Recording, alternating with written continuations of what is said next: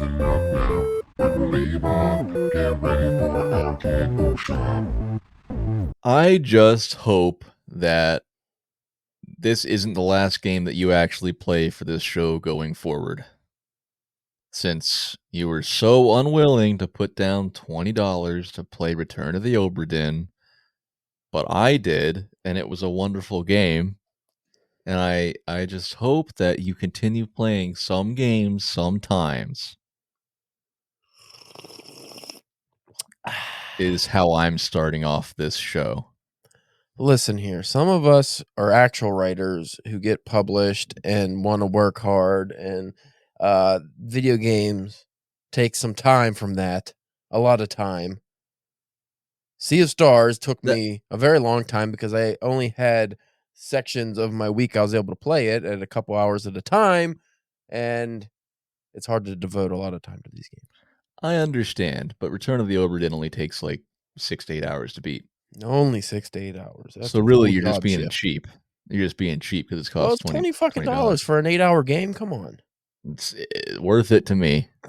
You hated it for like the first half. Yeah, but then when I finally started getting it, I was glad I played it. Well, that's what I like, is to play a game that pisses me off to no end, and then at the end I go, "Well, it was pretty good." Okay. Well, just out of spite, you know what game I'm gonna play soon? I don't know what. Just out of spite, because if it's Final Fantasy, you can just shut up. No, out of spite, because you're not playing the games that I am wanting you to play. I'm gonna play Fear and Hunger. Good. I don't know why that's out of spite. It's a really fucking good game. It's awesome. It's out of spite because you won't play most of the games that I want you to play. So I'm just gonna say, well, you want me to play Fear and Hunger, so you know what I'm going to do? I'm going to play Fear and Hunger. What games haven't I played other than Obra Dinn that you wanted me to play? I'm sure there have been some. I played a Memoir Blue. I played Sea of Stars. I have The Messenger. I just haven't played that yet. Well, there are most games of the other games I already had played before. There are games that you won't be able to play because you haven't invested in a system, which I'm not saying you have to, but there's going to be times where I'm covering newer games. Well, I thought about getting a new Switch, but then they decided to delay coming out with the new version, and then there's maybe a PS5 Pro coming out or something, and I don't know. I still want to get a Steam Deck, but those are expensive. I know. I don't know what's worth it. I mean, if the new Nintendo system is a Switch, as long as it's just like a Switch 2, that will be worth it. But I just don't know. The Steam Deck is so expensive I mean, people say there's a lot of problems with it. Yeah, so I heard some contention among Steam users that it's not great all the time. Yeah. So, would you actually buy a console? Probably not, because then if I get a game, I'm gonna end up getting divorced because I'll just play that all the time. Whatever that game will be, probably the newest Grand Theft Auto, but I don't think that comes out to like 2026. Right. Well, did playing Sea of Stars annoy Mindy that much? Oh yeah, I got in big trouble for that. Really? Yeah, because I just disappeared for like a whole day at a time just playing that fucking game, because it's really engaging and it's fun, and then you get sucked in, and it's always like a cliffhanger game. Whereas once you beat something, you want to I want to get to the next board or the next level, and want to do that. And then, what got me really was all the extra stuff. Like beating the game in general wasn't that bad, but then when it was like to get the true ending, I ended up doing all kinds of, let me go collect all the fucking conches, and I do that, and the conchs or whatever they're called. For me, I mean, I've said this before. I like to play games like that aren't like gruesome or whatever, that aren't inappropriate. I like to play those just in the living room so that I'm around Sharia and Evie if she wants to be, and they can, because sometimes they don't even care about watching TV. They just want something on in the background, and that way I'm present but playing. I don't know. That doesn't work. That doesn't work. She doesn't get any entertainment out of No, you she doesn't like playing. the games, and if she wants me present, she wants me present, not just in the room. Let me ask you this: what do you do when you're present with her in the room? I don't know. Usually we watch something or stuff. What's the difference? I'm not a lady. I don't know. I'm a All simple. right. Men are more simple. We like to just play a video game, be happy. Women don't want to. They don't want to just be happy doing simple things. Yeah, true dat. So, we're finally talking about one of the greatest games to come in ages, let alone from the indie gaming world. The Sabotage Studios inevitable classic, Sea of Stars. And 2 Mondays from now, we're going to be discussing a manga called Vagabond, which many of you may have already heard of. I guess it's pretty popular.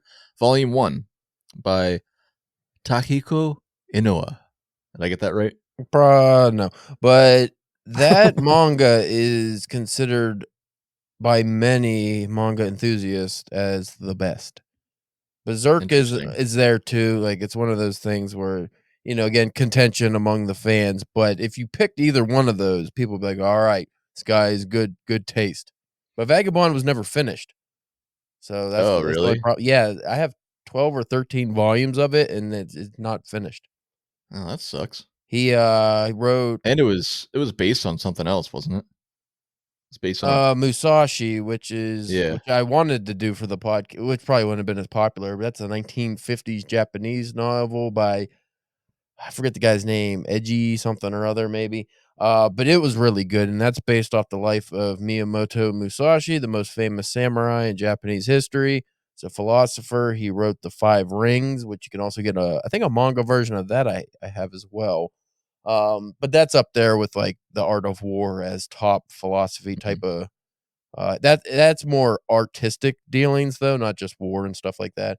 But Miyamoto Musashi, like he's in everything. If you really look for it, like he's one of those characters in history who's very broad reaching in movies and entertainment. Like people use him as a basis for a lot of characters.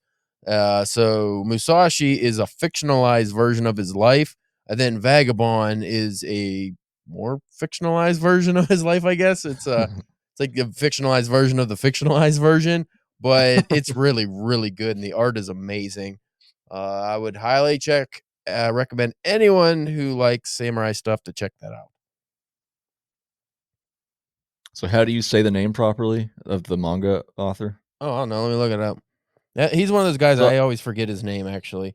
He has a I looked up basketball series too that's really popular, and I think that's why I didn't finish Vagabond is because he just went into the basketball series, which was very popular, and a lot of people were disappointed by that, but I think he got burnt out.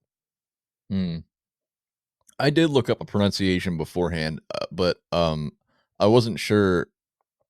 So like I looked at the pronunciation and the way they said it was the last name first, Yeah.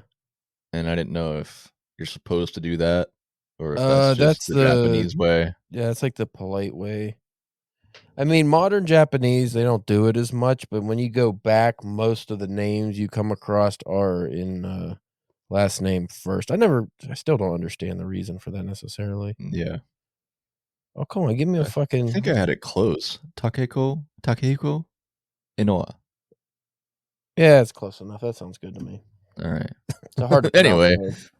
the reason that we're pairing these two, there's kind of two reasons, and it's hard for me. I haven't started Vagabond yet, but by Caleb's advice, it's a good connection. So the first reason is that they kind of share the idea of Sea of Stars and Vagabond kind of share the idea of growing up and learning necessary skills to succeed on formidable adventures, right?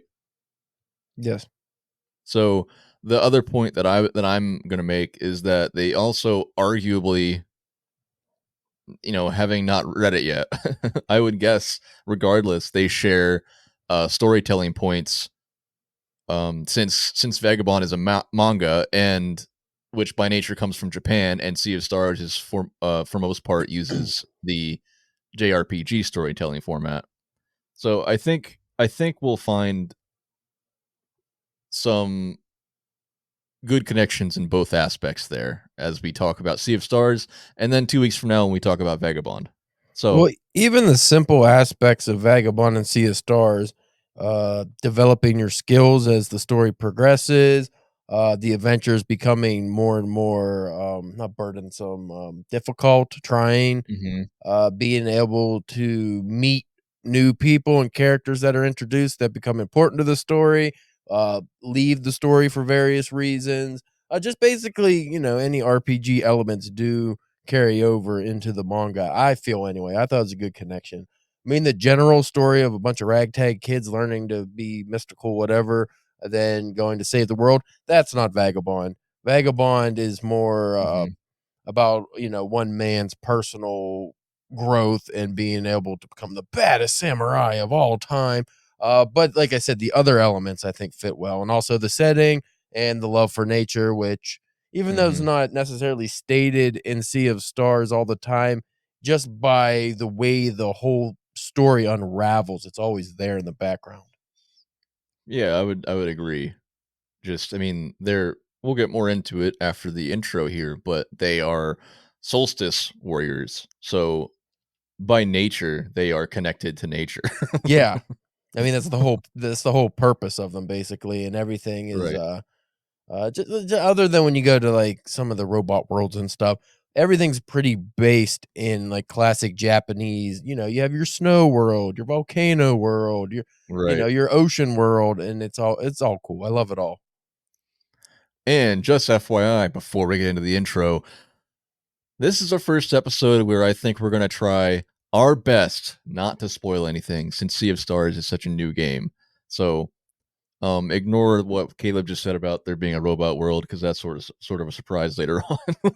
um, Also, don't listen to the last, Arcade Cafe, I think, where we talked about the ending, which was, the true ending, which is Contra mode, and it just turns that was real, it turns Contra.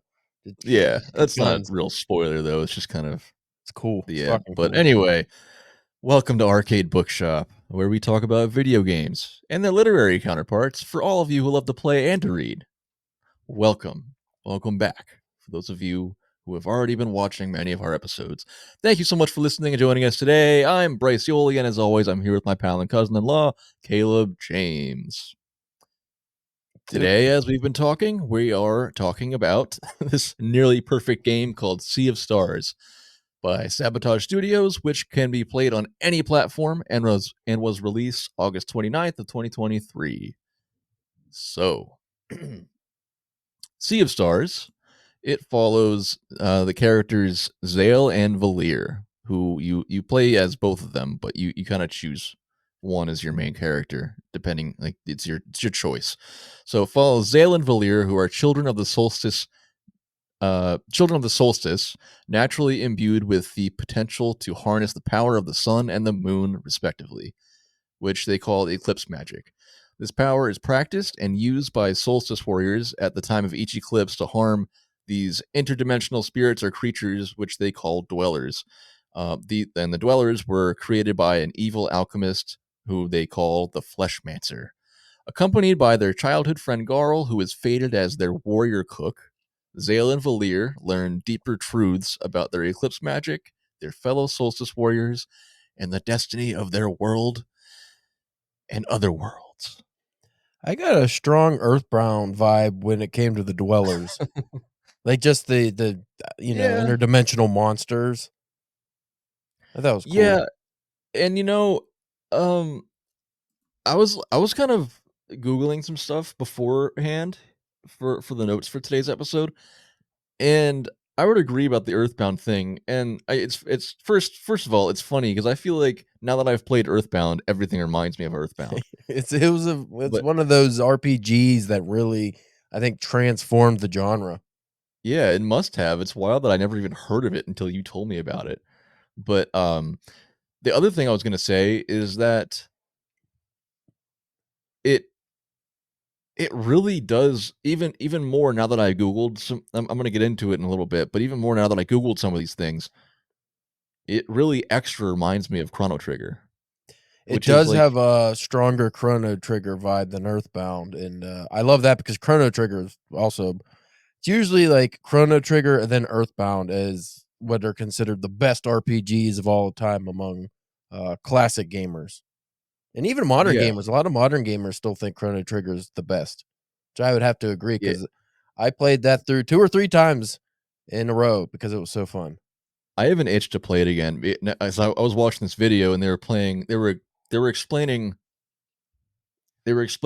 JRPGs uh, using Chrono Trigger, and the whole time they were talking, they were playing the Chrono Trigger music in the background, and I was like, "Son of a bitch!" Music is great. It's like God, I don't have time for this, but I'm gonna play it. Mhm. But no, I probably won't for a while. But I have an itch. Maybe I'll The just listen to the The music. fact that Chrono Trigger at the very beginning of the game, you could just fight the last boss if you want. You get demolished, but you can fight the last boss. Like I think that's just wonderful because it's so stupid that you could do that. Yeah, and I think that's kind of what reminds me. Even I mean, so the game Sea of Stars reminds you of Chrono Trigger because of the way it looks, the way you traverse the map, the gameplay in general. It just reminds you of Chrono Trigger, and but also without spoiling it, the way the end works with the final bosses, it extra reminds me of Chrono Trigger in that way because there's a time travel element in a way.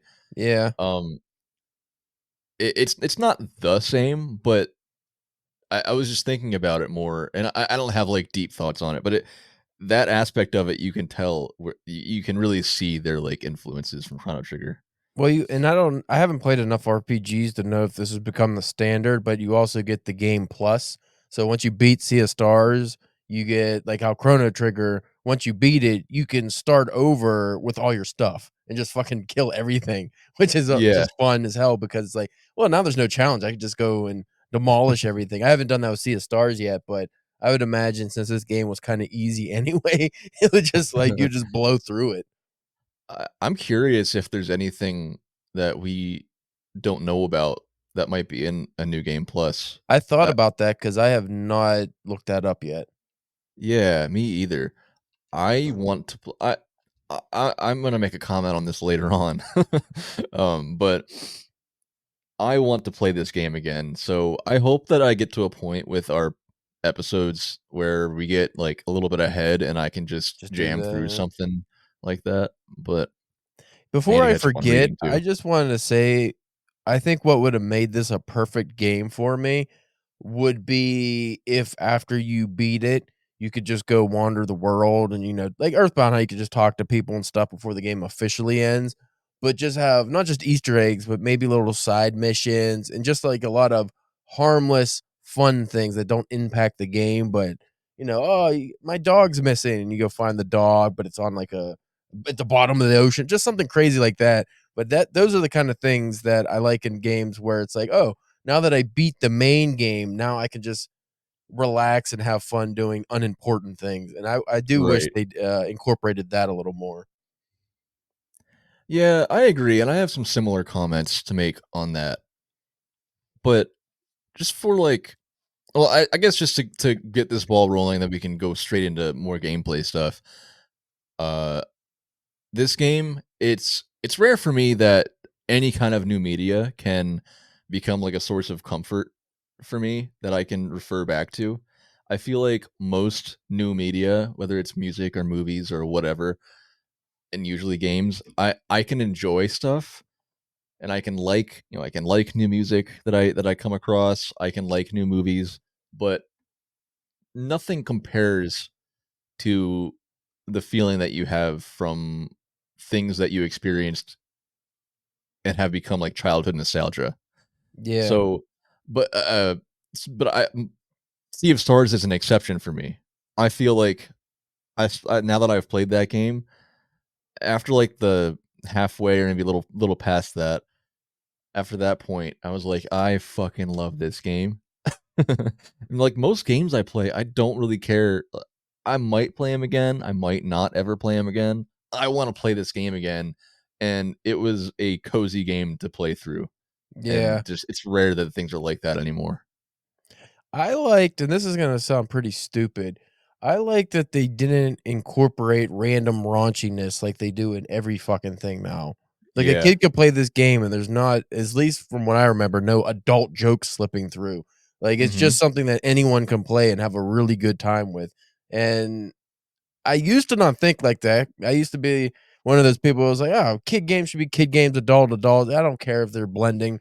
I want to be able to play something and there's raunchy humor and or like Fear and Hunger. This is not ever for kids, but it is nice to play a game where it's like, no, this is the story and there's not going to be random boob jokes or anything like that. Like you could just enjoy it and not have to worry about adult elements slipping through or thinking about stupid shit like that. Like you just no real world politics slipping in or what is so popular nowadays is to incorporate modern sensibilities and with the right quote unquote wokeness, but there's nothing like that that slips into the game. It's just the story and you don't have to think about outside elements. So I think that I think that may be a reason for your nostalgic feeling for this game already is because this game just takes you out of the real world and doesn't remind you of the real world. Like, you could just really actually escape when you play this game, which a lot of modern games, you can't do that. You don't escape like you used to with, like, a Mario game or something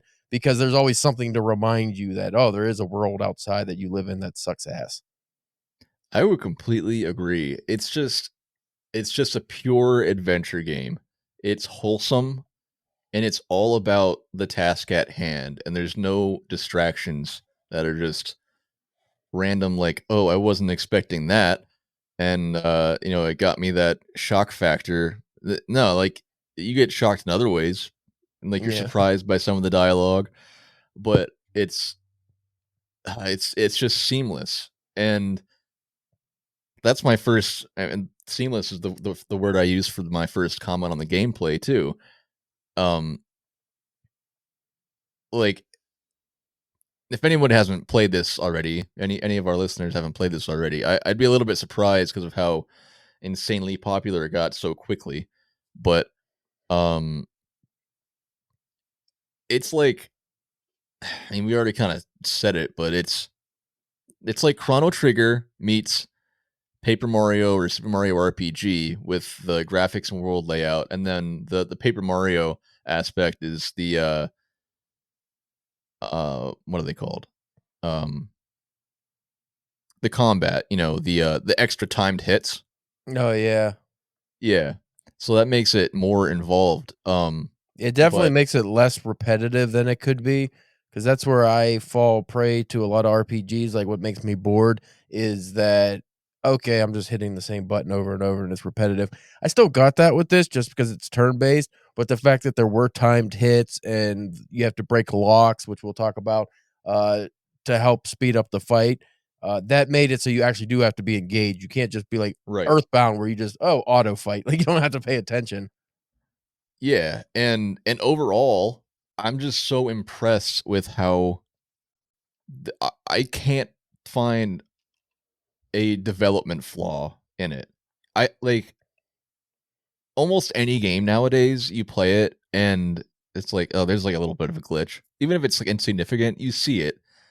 Can you tell me one thing that was like glitchy to you or anything like that in this game? I've always been really good at breaking games. So if there's a glitch, I usually find it because I'm one of those people like I even when playing this, I checked every corner of every room that I was in for different things. Oh, is there a chest over here? Is there something that I can interact with? Anything. And oftentimes that's when you come across, some kind of glitch. Nothing. This is like you said, seamless. I did not come across anything that was a glitch. There's a few times where I would hit a board and I'm like, "Oh, I don't know where to go. Like, I can't figure out, uh, what I'm supposed to do. I'm stuck. Oh, this must be a glitch." But then I realized, "Oh, no, a part of this wall I can climb, and I just couldn't see it or something." And this game does an excellent job, which is the first game I've ever played that has done this. Everywhere you go, they make it so once you do it the first time, you could speed through it the next time. So you drop ladders so you don't have to reclimb cliffs. You could just jump off of shit, which is great. So it's like, oh, I climbed this Yeah. mountain, but now I gotta go back down the mountain. You don't have to climb down the mountain. You could just, oh, here's a ledge, jump, jump, jump.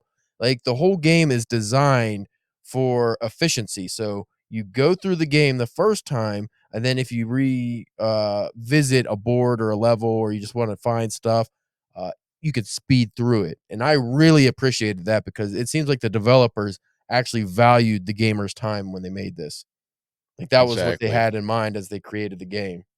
And the only thing that I did notice, it's not even really a glitch, it's kind of just a decision that they made, is when you use Sarai or whatever her name is, when you use her like really good move where you have to time all the hits and like she's jumping up in the air, or she's teleporting Yeah, and she jumps up in the air. that was a tricky Sometimes she one to goes, master. yeah, because sometimes she like goes off screen and you can't really see like where exactly she is to time it right. That's If like there were literally the only thing. if there were glitches, it would be that one, and then Valir's Moonerang. There was a few fights where I would use the Mooner because that was my go-to move a lot because I just really liked it because it was like the noise and Yeah. it gets real fast, and because it goes back and forth, you had to hit it at the right time. And I just thought it was fun. But there were a few times where I was on a certain level, and it would either she would move to a weird spot on the screen and it Yeah. made it very difficult, or there was a couple places where because she like glows blue like blue in the game. There were a few parts where if the level was like a bluish or depending where she was standing, you could not see where the moonerang was coming and you were guessing and I would miss it. Like that happened a few times and I wouldn't say that was a glitch. I don't even know if that was an oversight. That might have been just can't just make it too easy. Yeah. But it would get a little annoying though. Or sometimes she would jump behind one of the like Zale and then he would just be in the way and like the thing would go through him kind of, or he was just like facing her randomly and it was like things like that were a little weird, but if that's like the biggest fault you can find, I mean, they weren't glitches.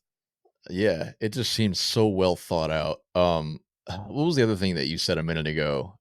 Um, shoot, I don't know, but we'll come back. Probably. The quick traversing of Um, levels. oh yeah, actually, that was my next point. That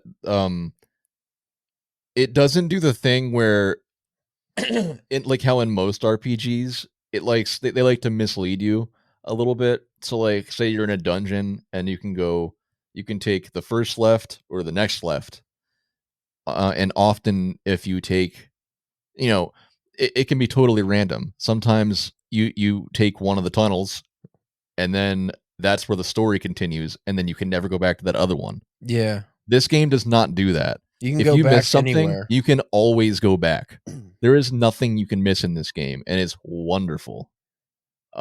It's also designed so, for instance, the port town of Brisk, mild spoiler, it gets demolished and rebuilt, and you go, "Oh no." Well, after it's demolished, I won't be able to go back to if you missed a chest or something, I won't be able to go back and get those because now that doesn't exist. And then when they rebuild, it's like a kind of different layout, but you can still go back. You can always go back, and Yeah, no matter if a level changes or not, you can still get what you missed. And I think that's cool. And also they did, I don't know if you noticed, because this is how I got the conches, on the main map, because I was like, "Oh, I'm gonna have to look these up, and this is gonna suck." But on the main map, when you go to a level, once you get like the weird bird guy that helps you, he squawks and tells you what you missed on the level, like yeah, on a board. So it's like, "Oh, I'm on Ever Missed Island. There's you missed a treasure, you missed a rainbow conch, you missed whatever," and it's like, "Oh, cool. At least I know that they're there." yeah. It took me a minute to figure that out, how exactly it worked. Like, because sometimes I think you have to like make him talk multiple times to get all You the had to keep answers you pressing need. it because he'd only tell you Yeah, sometimes he'd keep telling you the same thing, and then he would yeah, tell you the new one and be like, "Oh, how the fuck did I not like, why didn't he tell me that before?" yeah. That was messing with me for the very last one. I was like, "Where the fuck is it?" And I finally realized you can get him to talk in different ways. But yeah, that was super helpful. Then you're not totally in the dark trying to just finish the game. 'Cause there's 60 of those Um, rainbow conches you gotta get, and yeah, the it's a fact lot. that I thought it was gonna bring back awful flashbacks from Grand Theft Auto San Andreas. I beat that game 99%. The only thing I could not do, and I used a strategy guide and everything, and I never found it. I never beat it 100% because I forget what you were supposed to find. It was 100 something, horseshoes or something stupid in that game. I never found the last one. Like, I was convinced that there was a glitch and it was not in my version of the game because I went to every spot in the strategy guide, all 100 spots, and that last one, I just never found it. It just didn't exist. Pissed me Dude, off. So I was those worried that that was games, gonna happen, but it's impossible for Sea of Stars. Like, it is yeah. not possible to miss anything. Talk about glitches though. Fucking Grand Theft Auto games. I like the glitches. I exploited a lot of those. Yeah, I mean that's kind of the part of the fun of them, but It's like on the still, bicycle, you can just jump to the moon for no fucking reason, or you could fly a tank by just shooting the rocket a lot. All that shit was great. That was a fun game. San Andreas was. The other ones after that, I didn't play that much. it's funny because San Andreas is my least favorite, but we're not talking about San Andreas. Move on. How do you feel about so like it's nice that it's so easy to traverse around this world and this and the dungeons and everything like you said, and it's super considerate of the gamers' time. I think they know that most of the people that are playing this are probably it's probably an older crowd that are like we've been talking about, nostalgic for old RPGs and this kind of game. So at the same time, how do you feel about the way that you traverse the map um in terms of linearity, I guess? You mean being able to just go like, so say you start off at the first level and then you got to go to the second one, but you can go around the map, but you're not able to access places until a certain time? Is that what you mean? I guess my point is just that I felt like You can't do things out of order. well, no, I know that, but I guess it's just not and maybe this is how Chrono Trigger is. I haven't played that in a really long time, so I don't remember if it's just like this.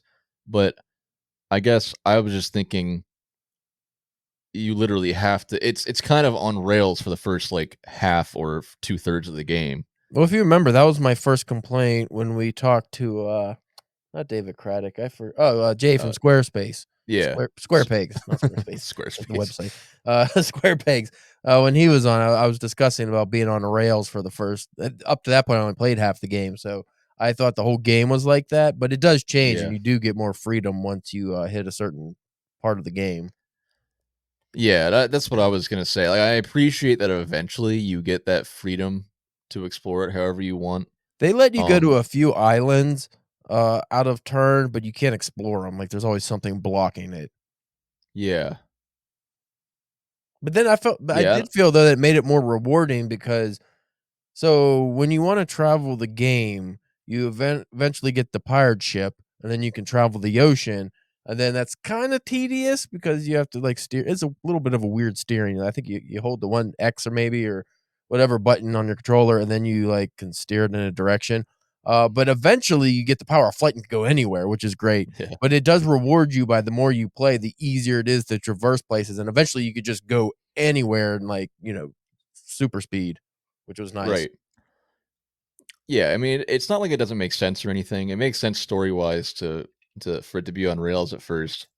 I guess I think of like old Final Fantasy games where the challenge of those as a kid at least was that it was so open and you could go wherever you wanted. Like you Just could get your ass wander kicked a off. bunch. Yeah, you could wander off to some cave somewhere that you're not supposed to be and just get obliterated. See, And you that's what just can't do that in this game. what frustrated me about Chrono Trigger was the fact that so much was inaccessible. Like, I mean, people think about games that are on rails, kind of. People forget that when your first playthrough of Chrono Trigger, you can't really go anywhere except for where you're supposed to.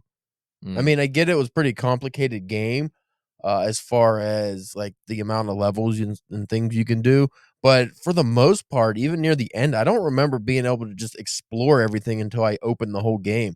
Like, you could "Oh, I have to go to these woods." Well, that's all you could go to because the bridge here is closed or, you can't get on a boat or an airplane, you're just stuck. Um, and most games have always incorporated that. I think like even the Grand Theft Auto games I remember growing up, it was like Grand Theft Auto 3, you can't explore this part of the city because the bridge is down. yeah, And then I would always find the glitch so I could go and explore those part of the cities and it was fun. But yeah. most games I feel have always implemented that. And I like to be able to just go get killed a bunch. Like, I just wanna Yeah. go explore shit, but I mean, Right. I get what you're saying, but at the same time, like, this game, I felt like it was necessary because it was big enough that if you just randomly went to different islands, you'd probably get, like, screwed over. Like, I don't know what I'm doing, now I'm lost, and then because there were times in this game where maybe I was tired or just wasn't paying attention, and then I'd be like, "Wait, where the fuck am I supposed to go again? What island? Where?" But then you go to the map and it'd have a star. It'd say, "Oh, I have to go there." Yeah. Like, Yeah, you that was can't just helpful. not go where you're supposed to go, like, you can't fuck it up, really. They make it Right. almost too easy in that regard. Exactly. Like I guess like the first like half or so, I was just craving a little bit more uh it's like I was craving a little bit more frustration in a way. But so like there's that, and there's also the fact that there's almost like no item strategy, like weapon management and item management. It's kind of non-existent. Like you find new stuff, or let's say you find a new weapon, that's the weapon you're supposed to use. There's no question about it. Yeah, and I found that I would sell a lot of stuff because I was like, "Oh, I'm gonna need money and I'm gonna need inventory space," and I actually never came across that. The whole game, I was like, "I'll keep selling stuff so I have more money to buy shit," and I was like, I rarely bought shit because usually I just found the Yeah. weapons I needed. I never bought food or any items outside of weapons and armor, and even when I did that, it was just to speed the game up a little bit. I was like, "Oh, Mhm. I'm just gonna buy this stuff now and just equip it, and then I find it later and I'll just sell it or whatever." But there was a lot of times where I was like, "This is too easy." It almost you know what the first half of this game especially the first level, reminded me of that, I can't remember the name of it, that weird, fucking ghost hunting game we played. Uh, Remember it was like 100% on rails, like, oh, you can only go on the trail and yeah, then can't remember the Oxenfree. Oxenfree, yeah, it reminded me of that a little bit where it's like, I can't even really explore these boards, I just like, I just have to go this direction, and that's about it. I go forward and back, but I can't do anything. In that regard, Right. it did get a little boring. It actually took me, a few playthroughs, probably till I beat the brisk level the first time before it gets like before you get on the boat and actually go out. It probably took till then before I was like, "Oh, okay, I like this game a good bit." Like before that, I was just like, "Oh, it's a pretty game, but I'm kind of bored." Like I just kept finding myself like, "Okay, come on, like this is too easy." And Yeah. it really is until you get like after the halfway point that any challenge comes at you. At least I felt. Yes. I I had a similar experience. Like you start playing it and you're like, "Oh, this is really cool. It looks beautiful. It feels like an old game and better." And then yeah, like you said, you start playing it and you're like, I'm starting to get bored. This is the same Mm. shit." But then for me, well, once it starts to pick up a little bit, you're like, "Oh, this is really getting going." And then for me, I'm not going to spoil anything, but when you actually find the Sea of Stars, That's fucking cool. that that part, I was like, "I fucking love this game," Yeah, and then I loved it that the was rest of the way through. I won't spoil for anyone, but that is an incredible scene, like, that whole thing was Yeah, fucking awesome. I was like, "Oh, it shit, I'm shows on you board now." it just shows you what the game can do, and Yeah, it's like because and there's the also intercut anime scenes, which I thought was fun too. It broke it up a oh, little bit and yeah, made it, like, it's like a yeah, little movie, and it was really cool. right. Yeah, because like, most of the game, it's just, like, kinda like SNES graphics, like 16-bit for the most part, but then at that point, at the Sea of Stars point, um, it actually shows you, like, it doesn't have to be just this, like, we're actually This is a modern capable of game. more. Yeah. Yeah, it's really cool. But yeah, in terms of difficulty, that's that's just the one thing. That's the biggest thing about this game, which isn't a huge disappointment for me. You want some challenge. Not everybody, I guess, but you want some challenge in a game. Otherwise, you're just like flowing through it. Yeah. But at the same time, we got to go back to the point that we're adults with other things to do. So it's like it's It's nice to nice be able that to it's just not. beat a game and not, like, have Yeah. to well, that's where I'm conflicted. So, I really appreciate that in this game, you don't have to grind. Like, you Hmm. could just, like, for what I did, I just fought anything I came across, I just fought it, and that gave me enough XP to level up appropriately. And I didn't even find the game was a challenge until I went for the true ending and got into the there's like a tournament you can do to get like you have to beat a few things. The tournament and the final boss was difficult for me. The tournament because you didn't have any items, so you couldn't use items, so you couldn't replenish your health or anything. And I think maybe my level just wasn't high enough. And then the final boss I went into without any items just because I was like, I don't give a shit. And so that made it like way longer than it should have been. Uh, but even so, like where I'm conflicted is I love that you don't have to grind in this game, but at the same time, then that kinda made it easier, like, almost too easy, but you can, which we talked about off air before, you can use sliders. They do incorporate sliders in this game in the form of relics, which is cool, so you can make the game easier, which I couldn't imagine, or you can make it more difficult. So that's, if you want actual more of a challenge, especially with the fighting, you can do that. Yeah, like, and that's where I, like, screwed myself over a little bit. Not screwed myself over in terms of making it too hard, but I accidentally made it too easy, and I didn't even realize it for the majority of the game, and by the time I realized it, I was like, "Well, I can't make it hard all of a sudden." Did you have Uh, sliders on? oh, yeah, well, I told you before, I've probably mentioned it in a couple episodes of, like, Arcade Cafe and stuff, but I had the one that made, enemies weaker or something like that, or not as difficult. 30% So less damage they inflict, I think. yeah, something like that. So You I didn't didn't play even the true game, Bryce. no, but you know what? That just makes me wanna play it again even more. So, I don't really care. Well, I could honestly say I beat the first part, like the first game ending. I beat the game in the first playthrough without any sliders or anything, and I didn't do anything to make it easier on myself by getting, like I said, I barely used the items appropriately. Like like I didn't stock up on the items enough. So a lot of the fights I was like getting my ass whipped just because I didn't have the right items.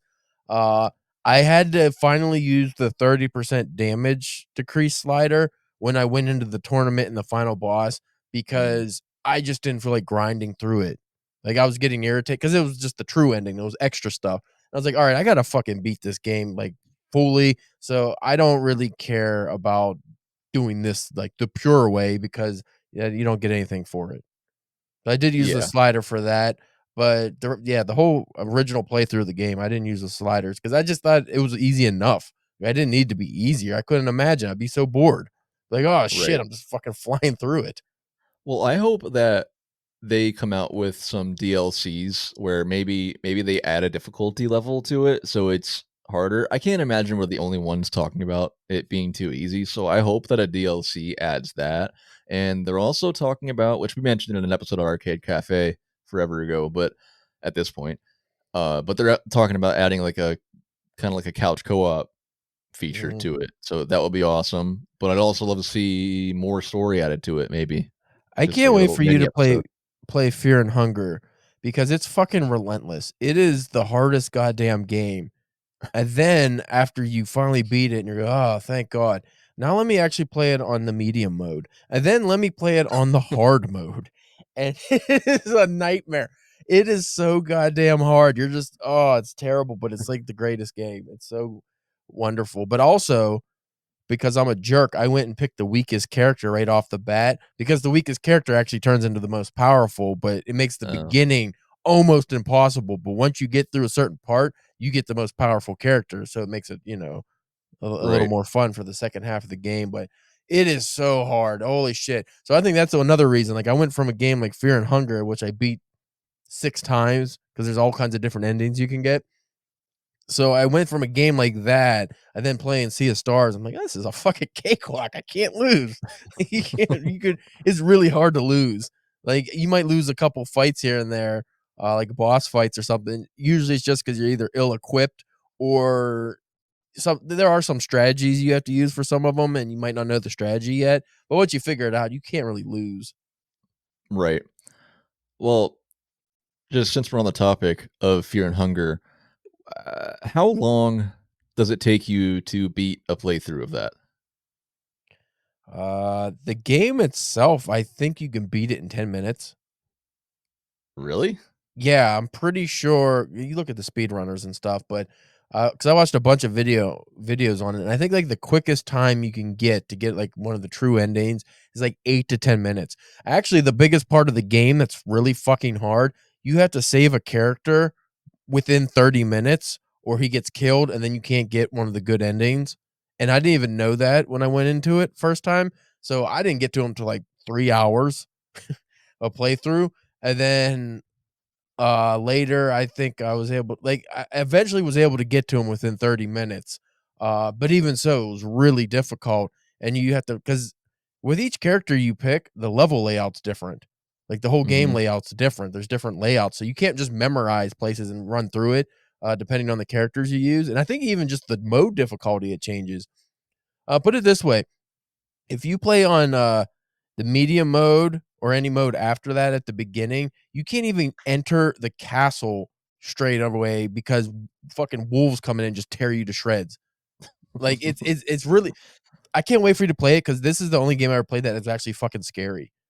Like when you play it, you're like, you have anxiety. You're like, oh shit, I'm gonna get killed. Oh, this is bad. Something horrible. Every corner you go around, you're like, something terrible is gonna happen. And the monsters, good God. Like, I don't want to talk about this too much because Sea of Stars are a nice wholesome episode, but Yeah. it is one of the best horrible games. Like horrible as in so difficult and very scary, but it's rewarding. But that's one you'll probably, if you like it, you'll get stuck playing it for months and months because you just want to keep seeing what there is.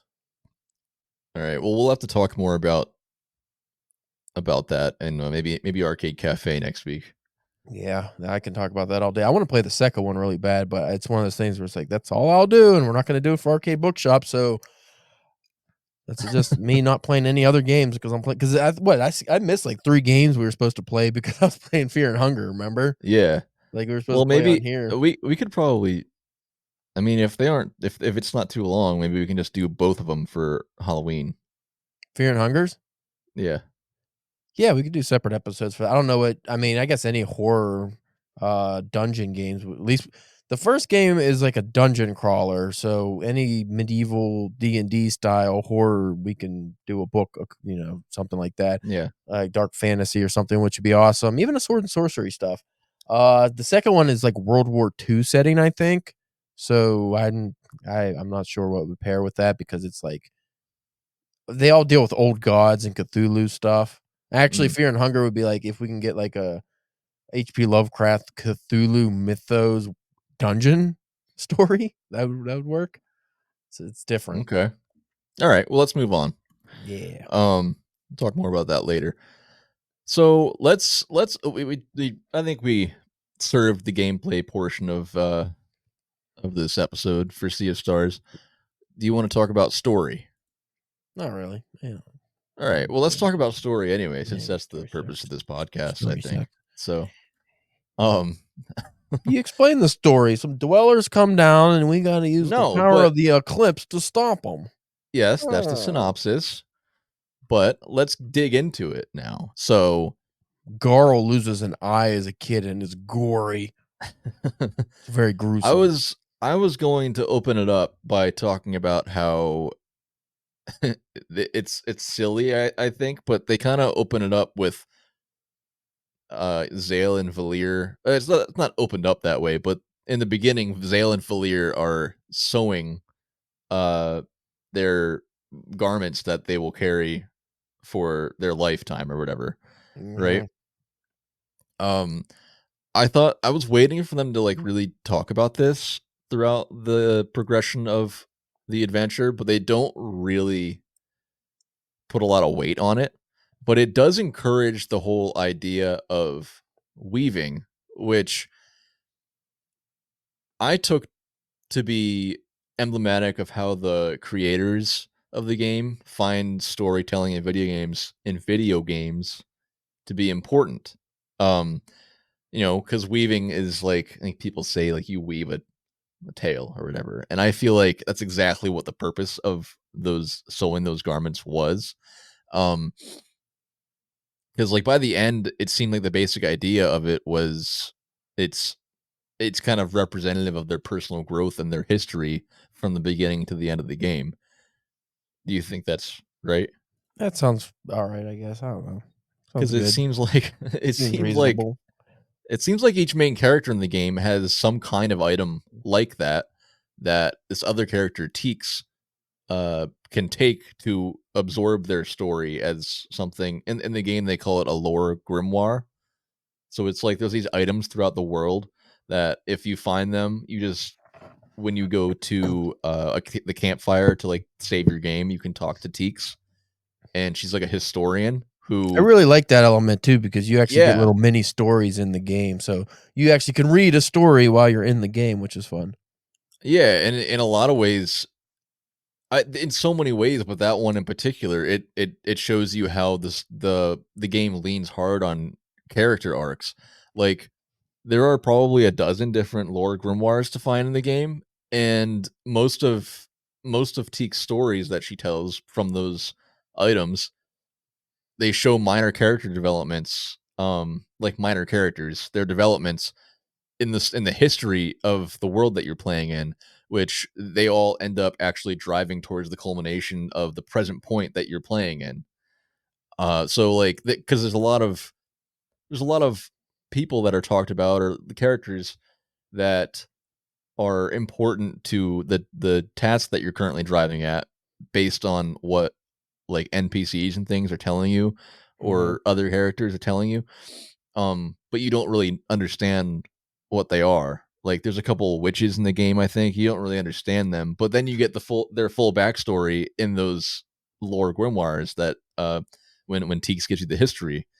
Um and like the Vespertine, the ship that you get the whole background on that. And there's this, they're not like a few sentences. Sometimes they're like Takes a a while, few, yeah. yeah, a few pages of text. It's really cool. It adds so much.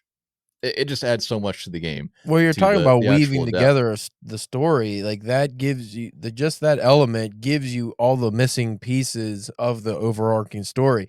So when you're wondering why this character's like this, or what this weird giant stone man, like, what his purpose is, like, you can play the game and not know, and it's fine, or you can learn the history and be like, "Oh, that's really cool." And then you could put all the story together, and then all of a sudden you actually understand the whole world that you're saving versus just trying to save a world that is like, it's just part of the game. No, you can Yeah, actually understand and feel like you are serving a real purpose as you're playing this game versus just if you played it without knowing that stuff, you'd be like, oh, just playing the game.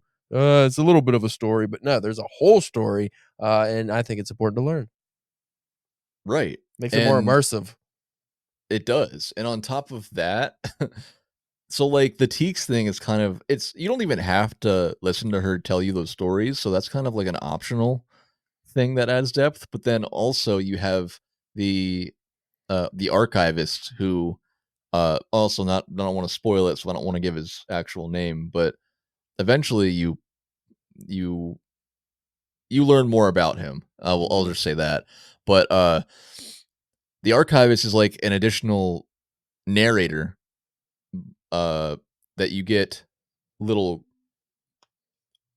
references to, and it's as if he's watching Zale and Valir play out their life, and he's just talking about what has transpired in so far in the game, and what might come next. And he's just like it paints him as sort of a god. Well, what I But like is, it also, he's like thousands of years old, and yeah, maybe even millennia year old, and so he's viewing what's happening now from I've seen before and now, like, he can just see all these times. And then there's even a character that is introduced later that's actually older than him, and it's like, I thought yeah, that was really cool because it's like, oh, there's just so much cool shit that in this history that you don't even know about, and that reminded me of, like, Lord of the Rings, where it's like, oh no, we can go back even further and further, and it's yeah. just there's always so much lore to know, and it's like they can make another one and just have even more lore, and I would be down It's for it. so cool. And it's funny, but before you really learn about him, it reminded me of like the Princess Bride, when he's just like reading the story to you, and Yeah, that was you really know, cool because there's, basic, like, yeah, intercuts throughout the game of him in this really nice, like, not nice, but, like, a cool ambience, like, dim study, like a circular, yeah, little library room.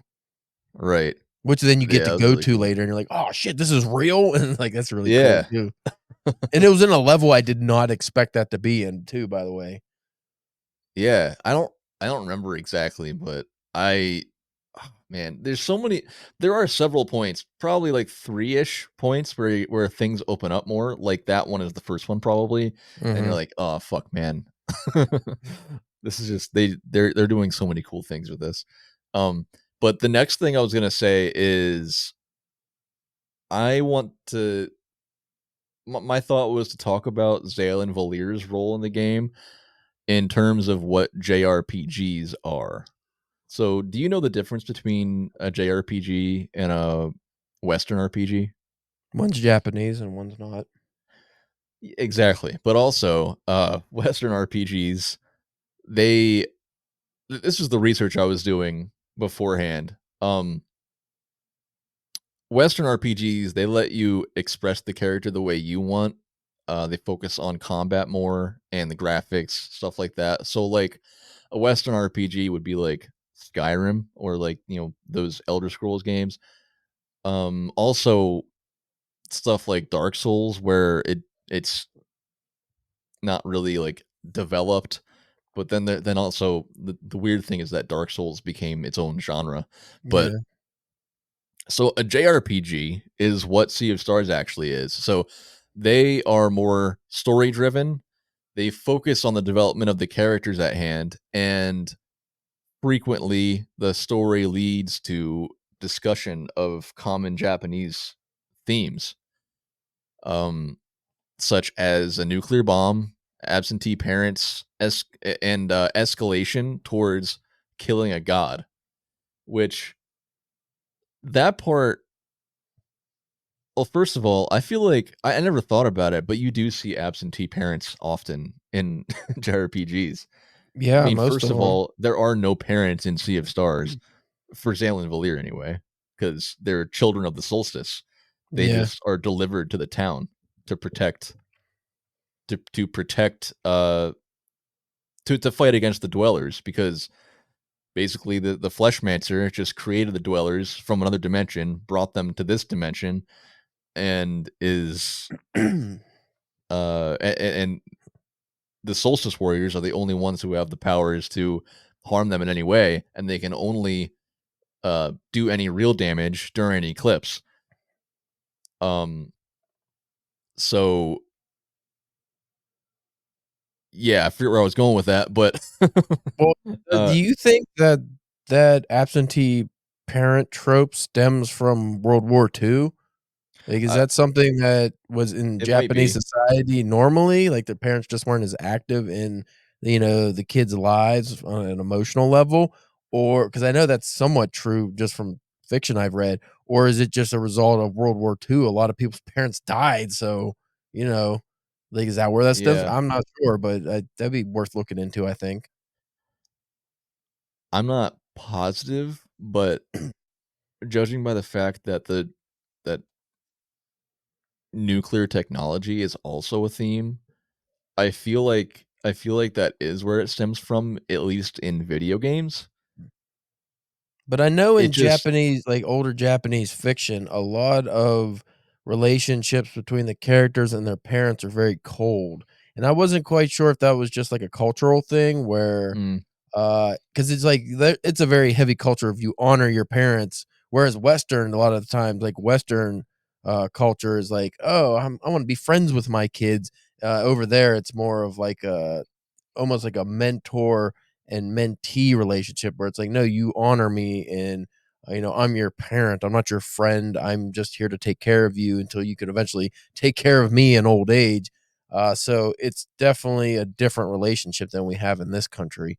So I don't know if it's just like it might be. It's probably both. It's probably both things, yeah, like but combination. that's I mean, the way you phrase that though is interesting, is that's kind of their relationship with, their trainer. I forget what his name is, the master of There's the always a solstice. separation. It's never like, "Oh, I'm hard on you," but then at the same time, "I really care about you and we can connect on this more emotional level." There's always a distance.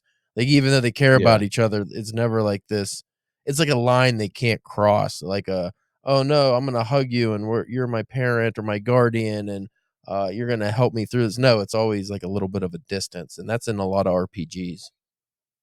Yeah. Yeah. Again, more of like a mentor kind of And relationship. and even with their actual they're kind of their mentors, the other Solstice warriors who are like a generation older than them, uh they end up, separating completely, and they're literally and Zale and Valir are literally just on their own to figure things out. Um and that leads me to the god thing. I have thought about that before, how like a lot of Final Fantasy games, if it doesn't explicitly say it, you do end up like in the final boss, it's just a new thing that you never learned about throughout the game. It ends up being basically God, and Yeah. you have to defeat it to beat the game. And Or always like a I man or something that has transcended into a god. right. So this sticks out to me for that sticks out to me in all JRPGs, all JRPGs. However, Sea of Stars, I think, handles it a little bit differently. So they do build up to the idea of killing a quote unquote god, sort of, but the way they do it, in my opinion, is a little bit different. So this is like the main feature of the story that I took away. So that there's this idea that there is a blind belief in something handed down over centuries regarding the reason for the evil in the world and how to defeat it. But historically, it's always been impossible to defeat it permanently, only temporarily. And then the creatures always come back, and it's necessary to fight them again each solstice. So usually, when there's a blind belief in a story like this, it ends up that it's challenged. The characters undergo a transformation where they end up rejecting everything they knew, and they fight against tradition for the sake of like righteousness, what they feel and have learned is right, as opposed to what tradition says. In this game, I feel like it's different. I feel and I appreciate that it's different. It's almost like where the JRPG and the Western RPG kind of come together here. So I see it as Zale and Valir, although they're kind of challenged by the warriors that they were their mentors. Mhm. Um, there's something inside of them that to me is like spiritual, that it's like a natural knowing that what they've learned tradition wise is correct, but not necessarily complete knowledge. Um, so I think they end up having to pull. Well, no, they end up are getting pulled to reject the idea of their traditions that they've learned, but instead of giving into that, Zale and Valir just get further entrenched in their original core beliefs, and eventually their powers end up growing as a result. And I think that's so different because it's like because like I said, it's so common that the thought is traditions are old news. We have to move Mhm. on. And this one is saying the opposite. And I think that's very uncommon nowadays. Well, it's really like in Japanese storytelling, one of the things they implement a lot is like the juxtaposition of tradition and modern beliefs and how they compete with each other. So it's like you're always having characters who are either shunning tradition for something new or characters who are embracing tradition and shunning the new.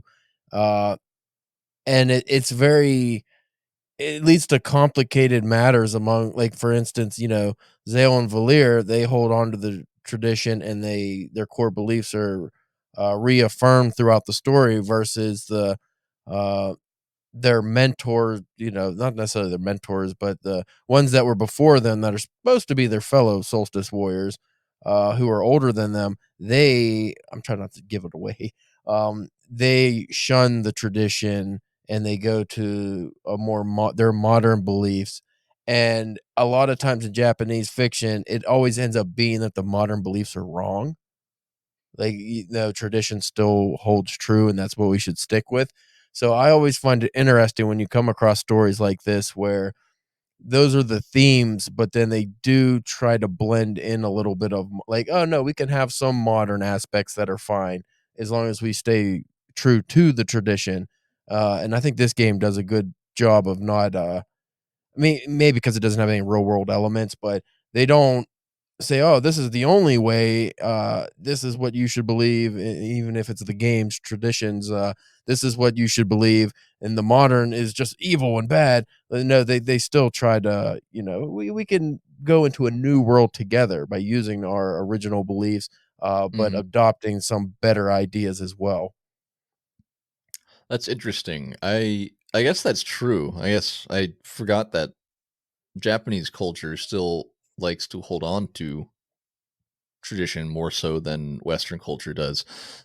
But that also makes it interesting when you think about other JRPGs. Like I know in particular, Final Fantasy X, I think has been critiqued really hard for the ending being literally like fighting God. Hmm. So it's kind of funny to think about that. But at the same time, it's still I don't know.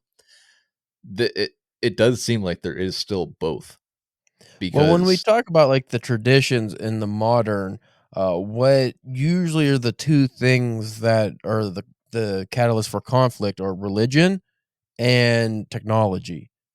yeah. So, in these Japanese stories, a lot of times, I think why the gods come up so much is because it's like Japan's what the oldest or one of the oldest countries in existence.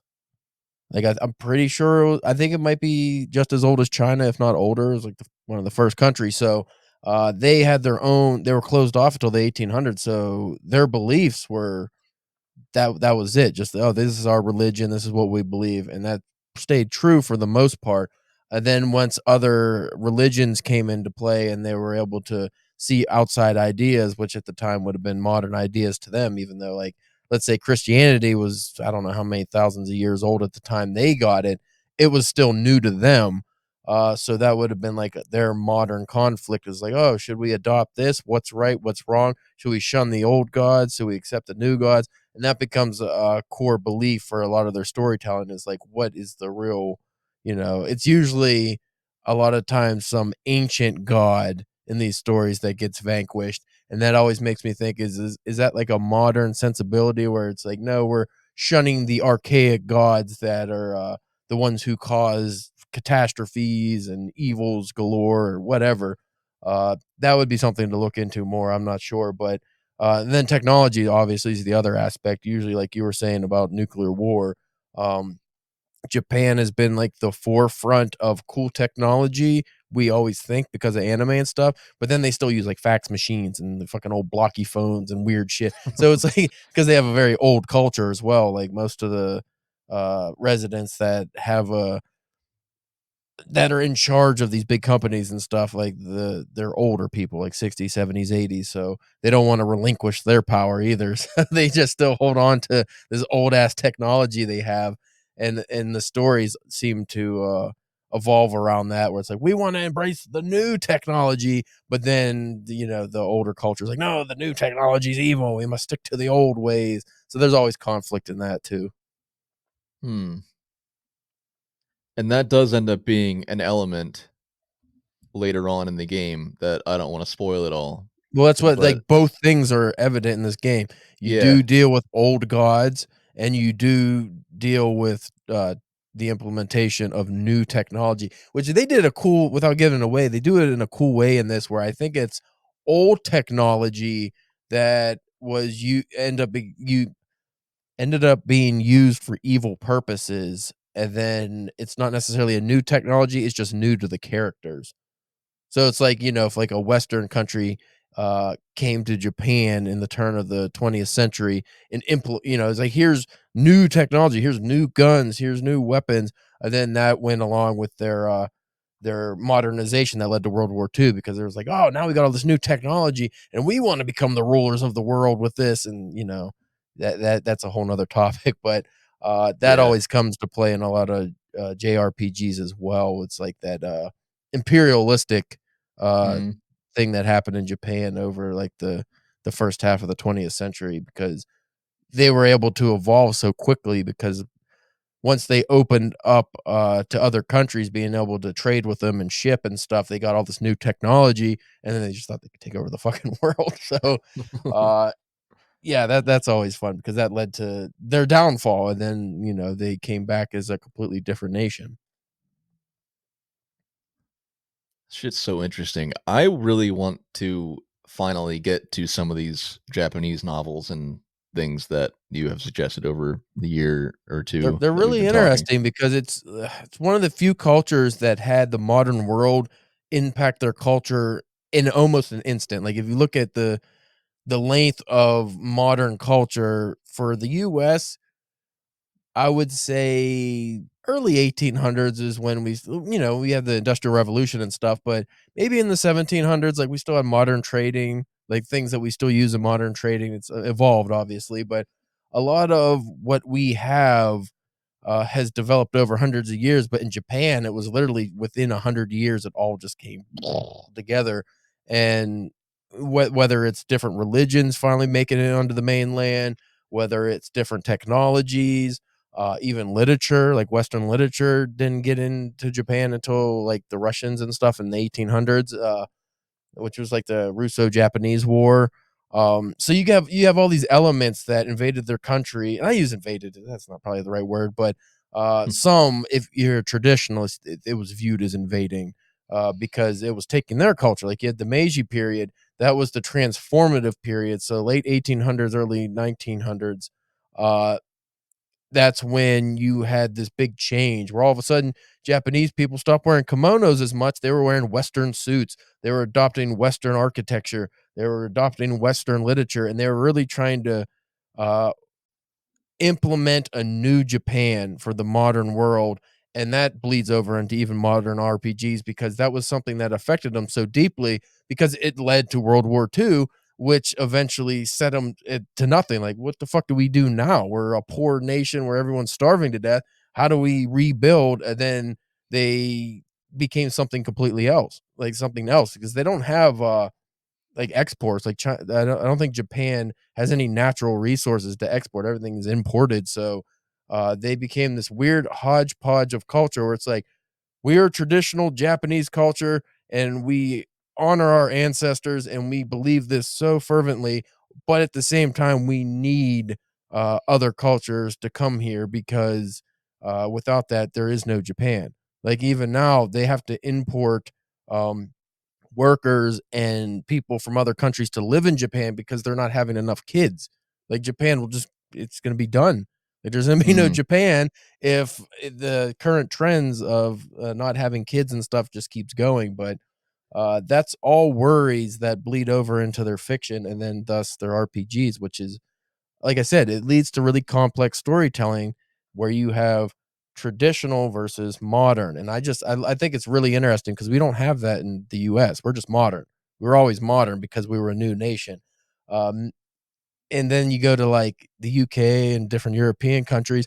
That's a lot of just they had this battle hundreds of years ago, like the traditional versus modern. That was way, way, way back, and post, like, around Shakespeare, maybe a little post Shakespeare, but uh, so they're already settled. But Japan, this is a new thing for them, so you get to see it actually unfold, not just in our lifetime, but in modern storytelling alongside modern technology, which is really interesting because we've never seen that before.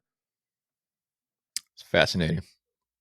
And the video that I was watching earlier today, I'm interested in some of the books they were talking about. The guy's voice is kind of monotone, but he still mentions some interesting things, and he references, like, it seems like dozens of books related to Japanese culture and the development of RPGs and video games. And it's also interesting because the RPG idea, it seems like it, you know, I think the very beginning of the very first inspiration of RPGs is like just fantasy novels.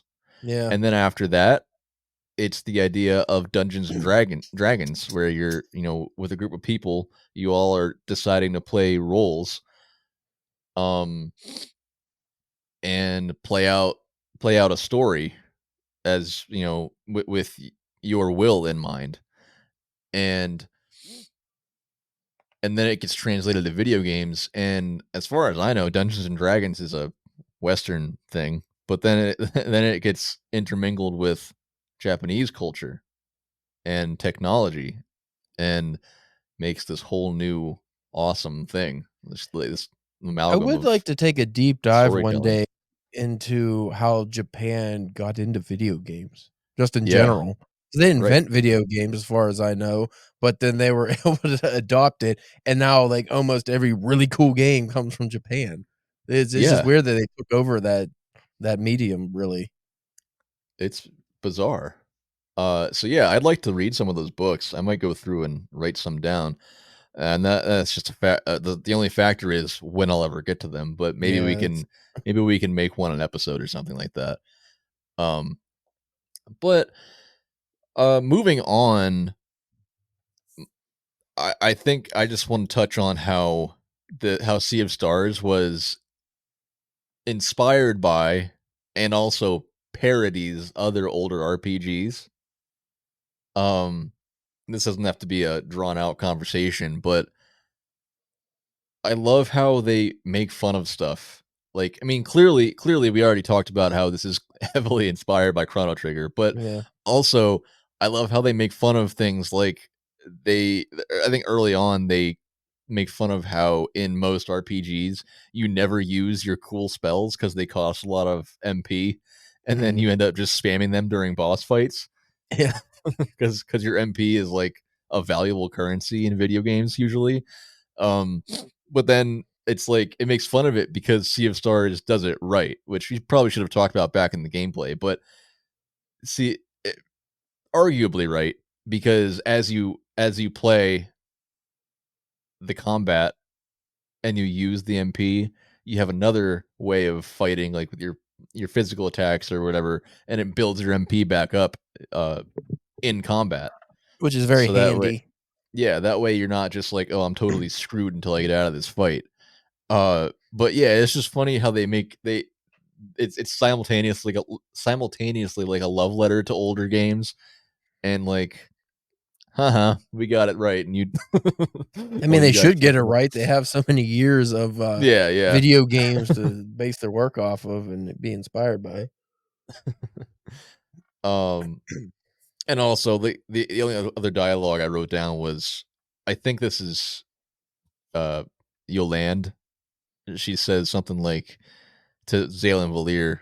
I think she says, "Y'all look like your mentor turned out to be the bad guy after all." like, Yeah. like criticizing uh typical character arcs in these similar games. I Mhm. don't know if you remember any other things like that. I can't off the top of my head, but there were a lot of instances where they were just calling out stupid things like that. Yeah, but overall it just added a little bit of something that it's like it like breaks that fourth wall a little bit, where it's not just like trying really hard to be a great game. It's also like very self-aware, uh and makes a point to show you that. Um yeah, it just added a little bit of something. And talk about adding a little bit of something. Um the music, uh Music was good. so good. And, you know what I They like? When you go to inns, because when you get the pirate band, they're the ones who play the music. You Yeah. get music sheets throughout the game, and then that allows you when you're in an inn or somewhere where the band's playing, you can switch the music. Like, you could actually toggle through the songs they're playing. Yeah, it's really neat. And the songs are all good, so it makes you actually want to utilize that feature. And they, after the game released, a few months after, I think they put out the soundtrack on like vinyl and stuff. And Yeah, which is I cool. was so tempted to buy that shit because I was actually listening to the soundtrack on Spotify because it was so good. And I think I mentioned it on another episode earlier on, but God, I keep burping. I was playing the soundtrack in the cafe I work at, all loud and shit, until someone finally changed it because they were like, "This sounds like video game music." But, but it's just so good, and it is right up there with it. Probably isn't as good as Chrono Trigger music, but it's right up there. It's got Mhm. some really really catchy stuff, and it's very Got some diverse. bangers.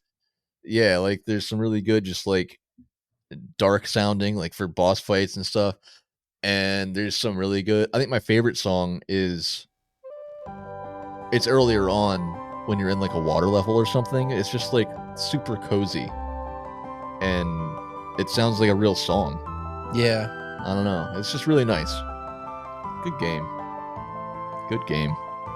Since it's such a good game, can we talk about some grievances real quick? Oh yeah, go ahead. We should cover the grievances.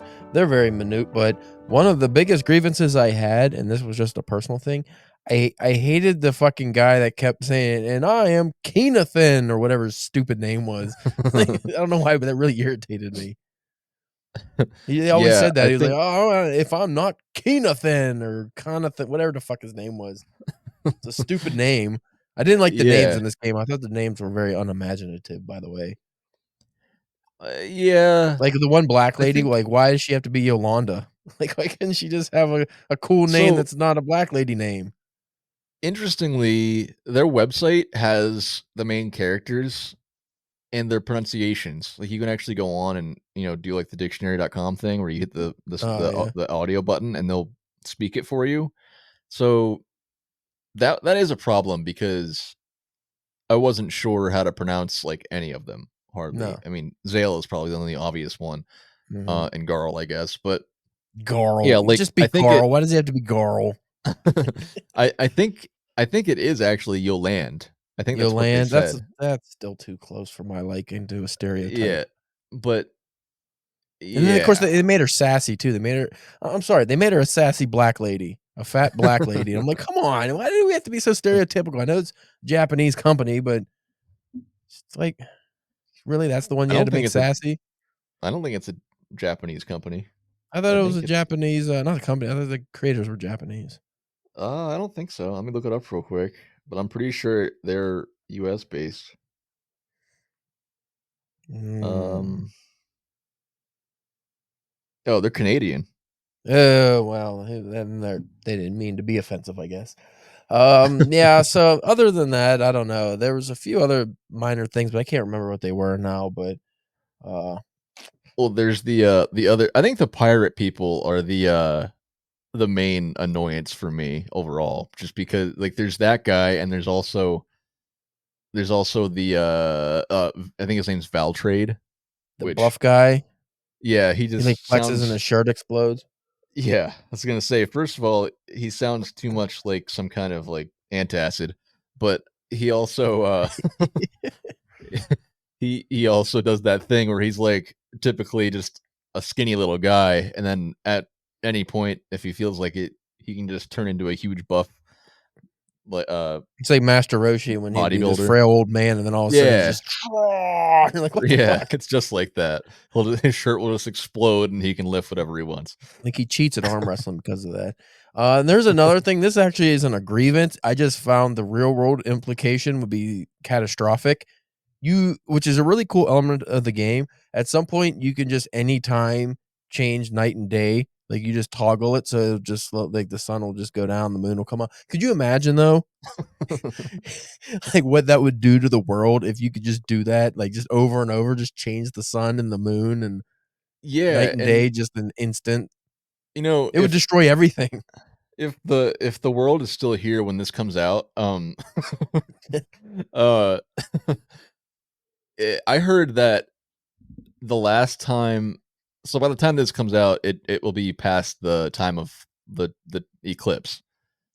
I heard that the last time we had like a long eclipse, solar eclipse, it was like 2 minutes or something, and the temperature in those 2 minutes dropped from like 75 to like 55. Mm. And so it's like what's going to happen this year because the eclipse is supposed to last like 5 minutes. So it could drastically change the temperature, and then and if it does, that could be a that could have I don't know if 5 minutes would affect things that drastically, but like Shreya just said, like, what if that's what fixes like global warming? I was just gonna say, like, what? Hopefully, that's like for some reason the hottest day, and then it just fixes everything, or just Yeah, sets it back enough where it's like it just undid some, like how COVID undid a lot of pollution thing because people weren't able to right. go out for a couple months. But yeah, we undo some of this shit. Yeah, That'd be awesome. it could literally be like like design, and that's kind of instinctively how I always felt a little bit. I'm not gonna argue with anybody on this kind of thing because it's a little bit political, and I don't know anything, but I instinctively I just always felt like I know there's a lot of science that in favor of global warming, but there's also uh instinctively, like intuitively, I always felt like it makes sense. It makes more sense to me that the earth knows what it's doing and that it's all by design. Like it's going to get hotter and then something will happen and it'll cool it off. But anyway, yeah, It seems like so too Sea of much Stars. optimism for me, Bryce. I You got to have optimism in dark times, so I guess literally dark that times. seems Be that 5 seems minutes of darkness during the day. that's gonna be interesting. There's gonna be the Yeah. purge going on. Like I said, if it could be a positive thing if the eclipse isn't the sign of the end of the world. I So don't really care if it I is, honestly. if the I think that's most people's feelings. The only thing that'll Uh, suck is, like, some of the books I'm in that are supposed to come out won't get to come out. I'm like, "God damn it. I I'm know never that gonna make too. it." Well, anyway, what was your favorite part of Sea of Stars?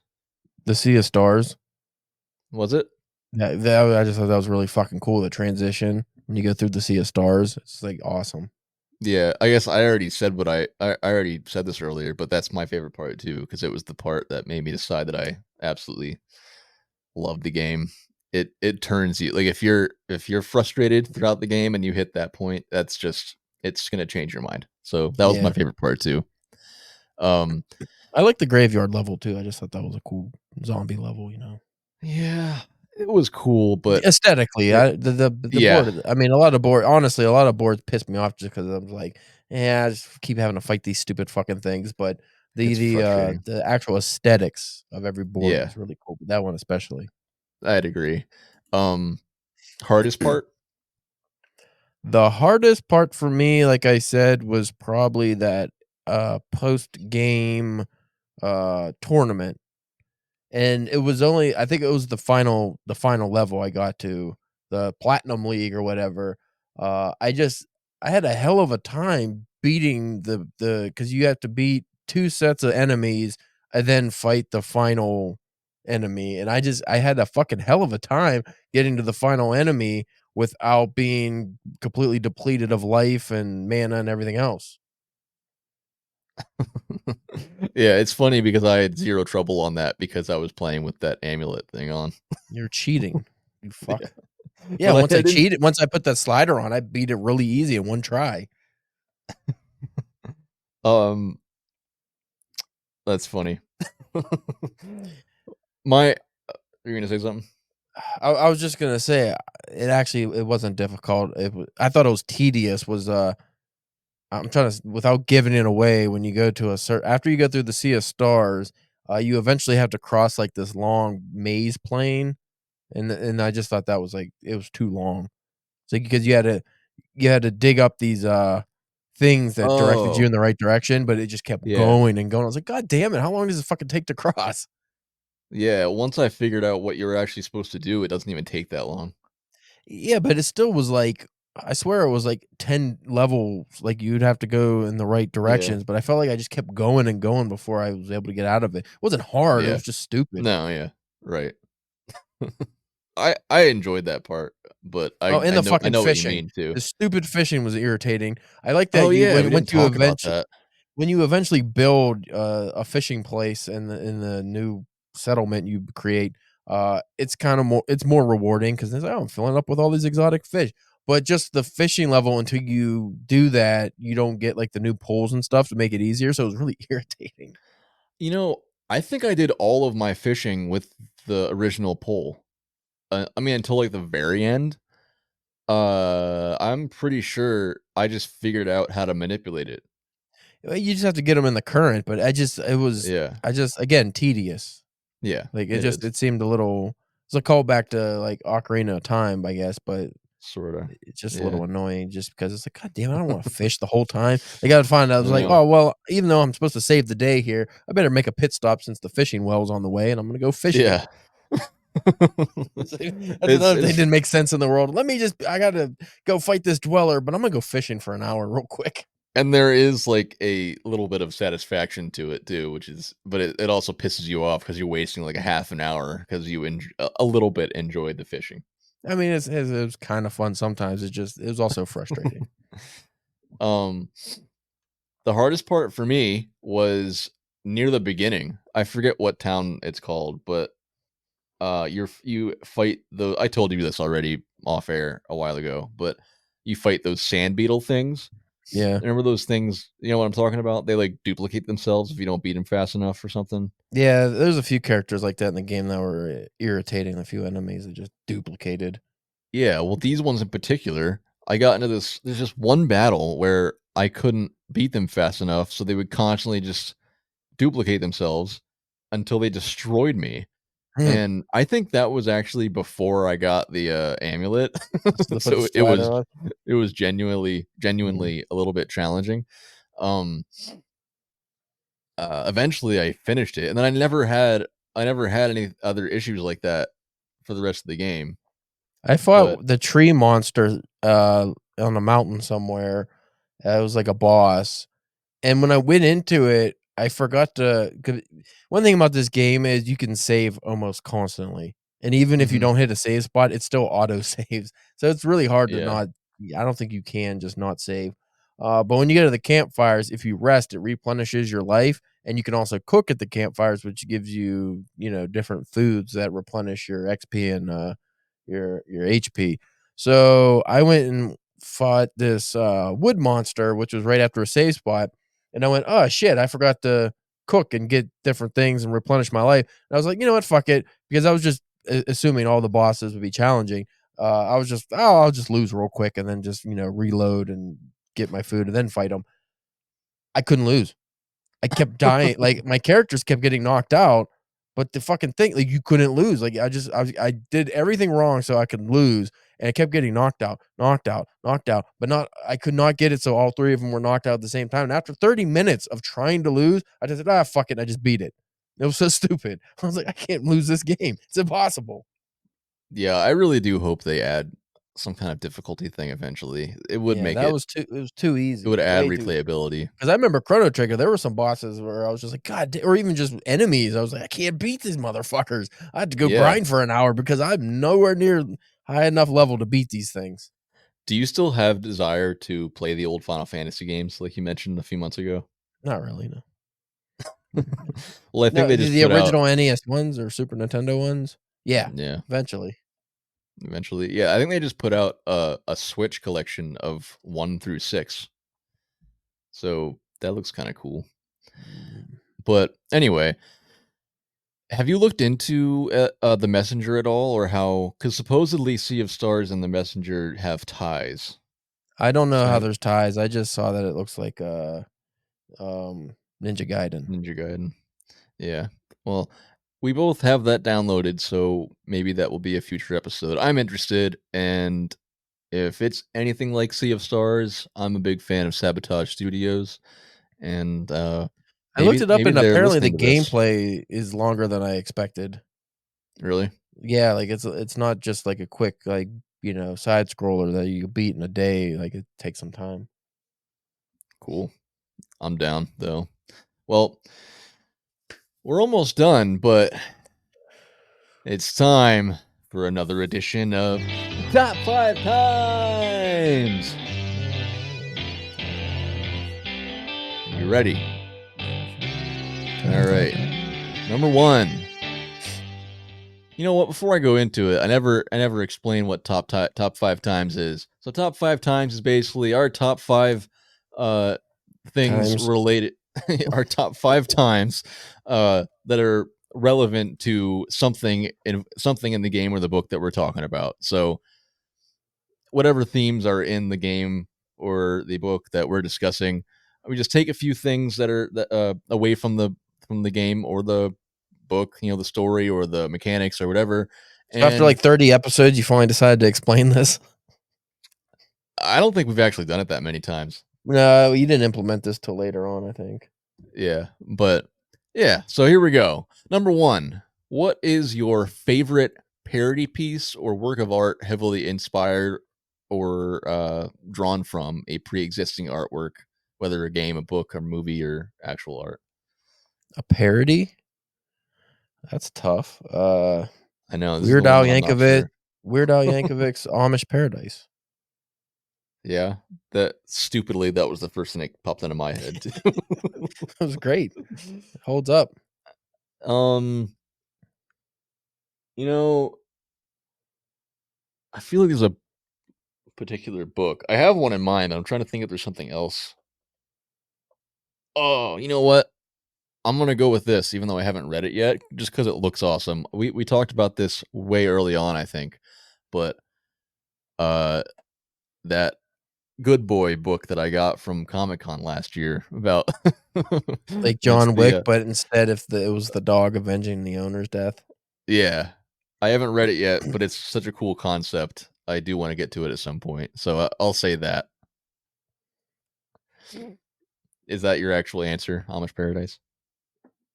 Yeah, I can't really think of a parody of something that I thought was super duper great. Okay.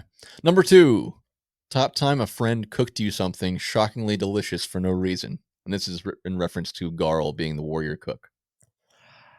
I don't think ever that I remember. I can't think of a time where a friend cooked for me something. I mean, Well, other than like a barbecue, like in a situation that wasn't already a cooking situation. Just what like, about here's Mindy? Mindy. Sometimes she'll make me a nice fat sandwich unexpectedly, and I'm like, ooh. Or like, so she's made a bunch of different things that that are applicable, but nothing that A nice tomato club like Garl makes. yeah, nice MLT, the mutton nice and lean. Princess Bride. Oh. I think mine just because it's recent. The other night, Shreya, because she makes vegan baked goods all the time, she made a bunch of these mini, like they're kind of like pinwheels, like mini cinnamon buns, Mhm. and I really wanted one, but they were all for orders, so I couldn't have one. So I got in bed all just like whatever, fine. And then she was like, I'll make you a full-size cinnamon bun if you get it out of the oven and put the dishes in the dishwasher. And I said, okay. And it was delicious. So shockingly delicious.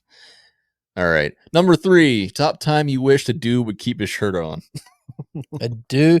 You know what? There are some. I go to a private gym, but in the summer they have student members that come, and it's always some fucking broccoli head kid in there flexing in the mirror, and I just want to put your goddamn shirt on. Like, what are you doing? Like, why? It's like there's just no reason for it. They're always like skinny, and I don't get it.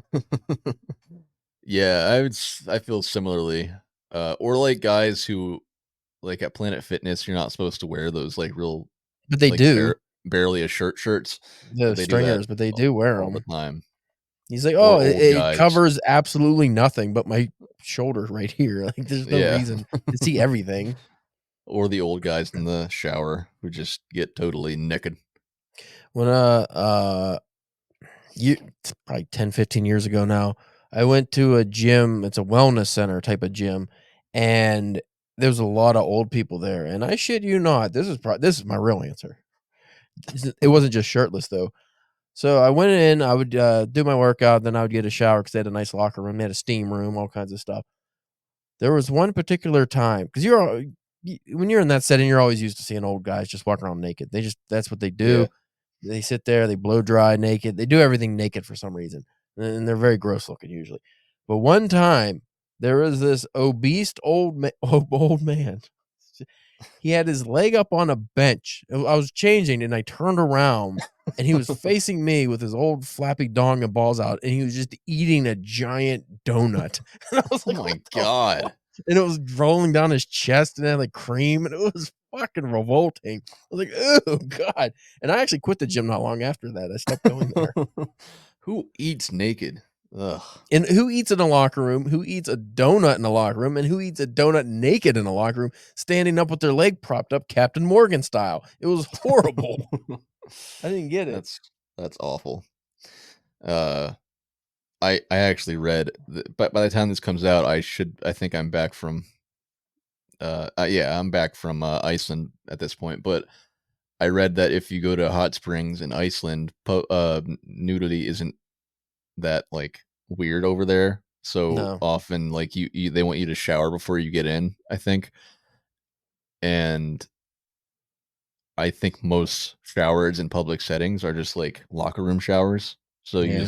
you just get naked and go in there, and yeah. So I'm uncomfortable about that. Hopefully it's not unisex. Yeah, I don't. Some I countries are It like, who cares? depends. A Yeah, lot I of think European it. countries, it's like, yeah, you could see my titties and balls. Yeah, And I think it just depends on the location. I think some are like that and some aren't, but I don't know. Okay. Number 4. Top time you thought something was over, but there was still quite a bit left.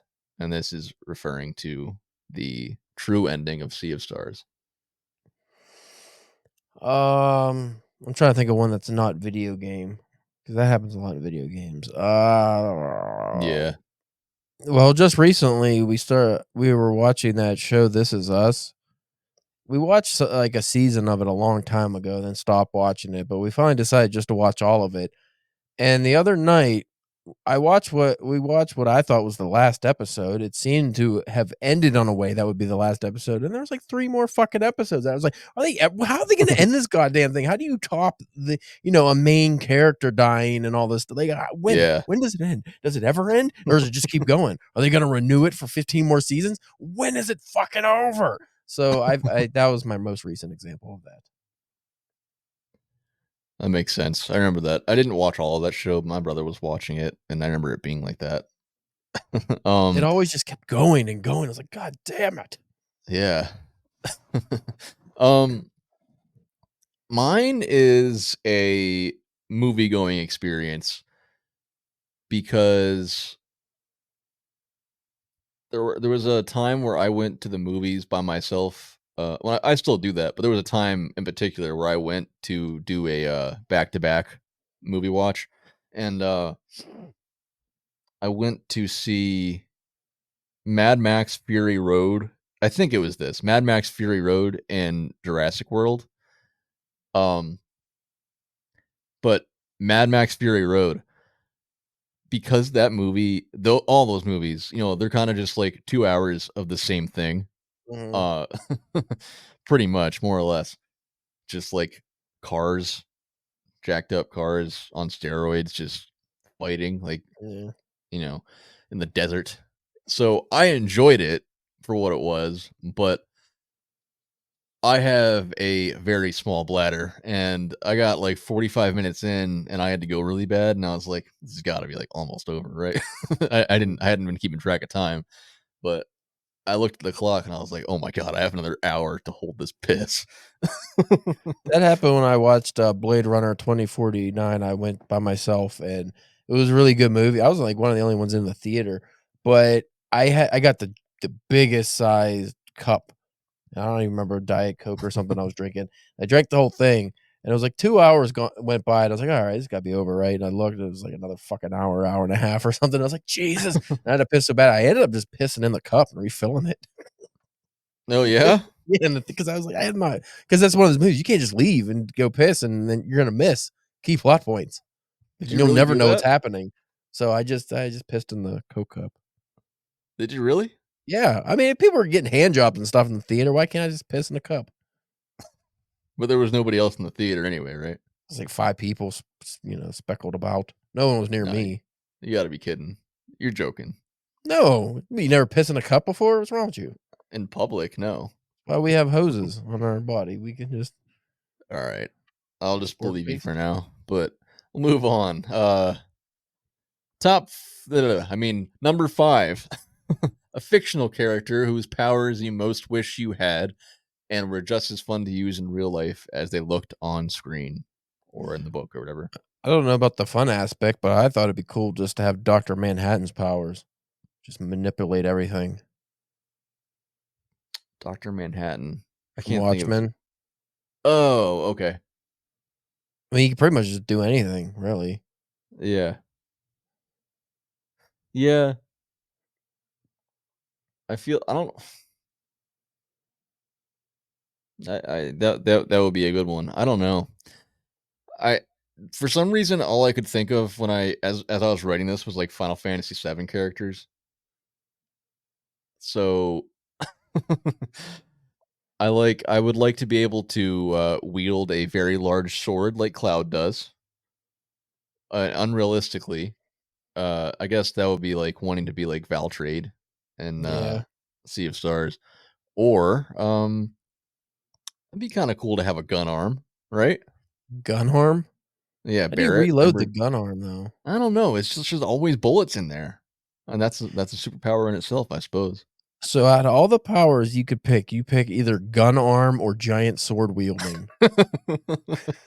Yeah, well, I mean Things that that's technically you the could probably do now if you yeah. worked at it. So the I could work at cutting my arm off and replacing it with a gun. Yeah. Yeah, you could. I mean, this is just a result of getting to the end of a podcast and not having prepared completely. So I have to improvise and think on the spot. So And I it just picked ends matter poorly. manipulation, being able to clone yourself, being able to fuck with time, like all kinds of things. And you pick gun arm and giant sword wielding. That's what your go-to is. I don't care right. what your excuse is. You need a better one. You could run Okay, really fast. You fine. could fly, super strength, anything. You pick those two stupid things. Well, We let's just see played if a I can. game where the characters can manipulate the sun and moon, and you pick gun arm. Yep. Nope, you're stuck with it. That's what you get. You get gun arm. All right. Well, are you content with the way we're leaving this episode? Yep. I pick cool All power. right. You pick gun arm. Ooh, was that loud? Sorry. That was top 5 times. I hope you all enjoyed it and you like this music playing in the background.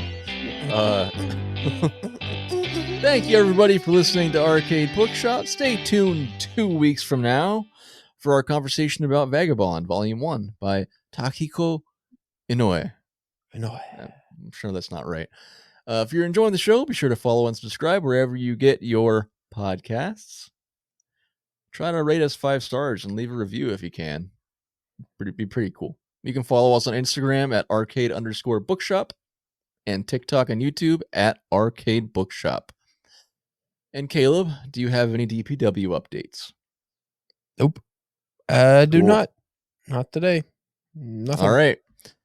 Thank you all again for listening, and maybe do as we do. Keep a controller in one hand and a book in the other. Gun arm. Cock it. And a gun arm in your third arm. Yeah. Cannon. Flesh cannon. Gross.